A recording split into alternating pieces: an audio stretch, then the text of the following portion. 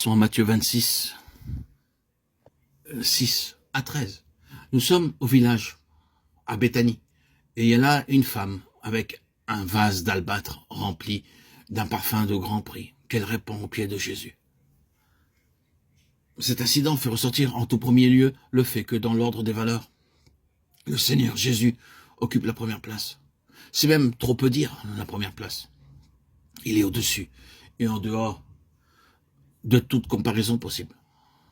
Quelqu'un s'en est rendu compte à Béthanie et a réalisé de quoi il était digne. La remarque des spectateurs vient à ceci. Est-ce bien la peine pour lui? C'est là, au fond, ce qu'ils ont voulu dire. Il n'en vaut pas la peine. Naturellement, ils n'auraient pas formulé leur pensée dans ces temps-là. Mais elle voit bien, elle, quel sacrifice il mérite.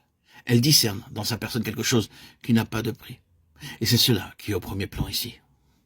C'est une caractéristique de Béthanie, aussi bien que de la chambre haute et de mon église. C'est un trait distinctif du rassemblement de ceux qui sont siens, de cette phalange qui est selon son cœur. Reconnaître ce qu'il y a dans sa personne d'infini, sans prix. Réaliser qu'on ne trouve jamais rien de trop précieux à déposer à ses pieds. Pour vous qui croyez, il a du prix, un Pierre de 7. Tout cela est très simple.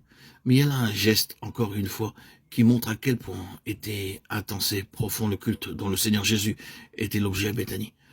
C'est un trait qui confère à ce village qu'il aimait un caractère tout spécial. C'est aussi ce qui donne au rassemblement des siens du prix à ses yeux. Là, au moins, sa vraie personnalité est reconnue.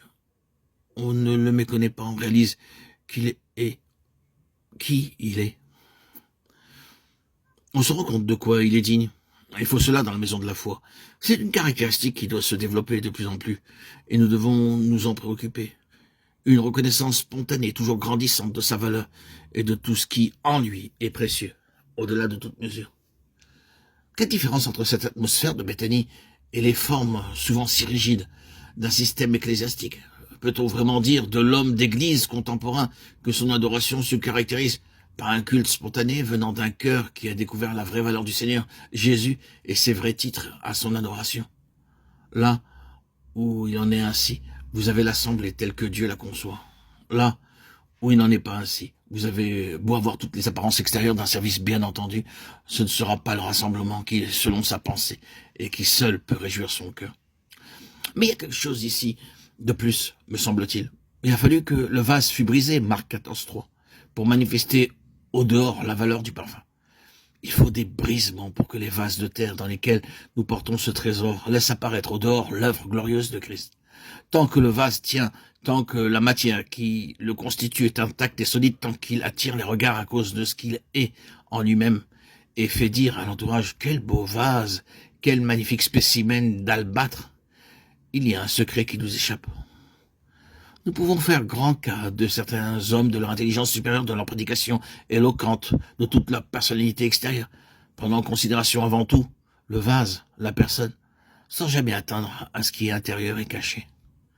Mais que le vase soit brisé, mis en miettes, alors vous découvrez le sanctuaire, le lieu secret d'où rayonne désormais la gloire de Christ. Vous le voyez chez Paul. Je n'ai aucun doute que Saül de Tarse ne fut tant au point de vue intellectuel qu'au point de vue moral et religieux un albâtre de choix.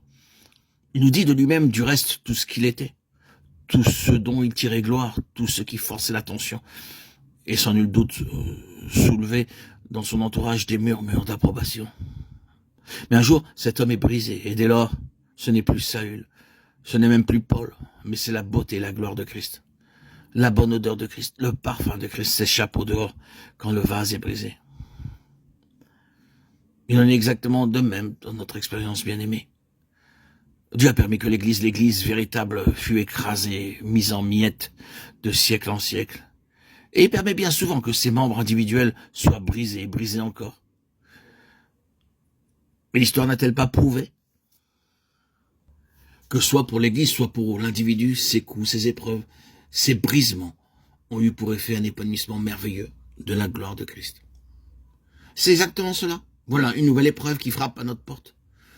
Nous sommes brisés tout à nouveau, nous formions peut-être la chose en d'autres termes. Nous disons que nous sommes amenés à descendre plus profondément dans la mort de Christ, ou à faire une nouvelle expérience de la croix.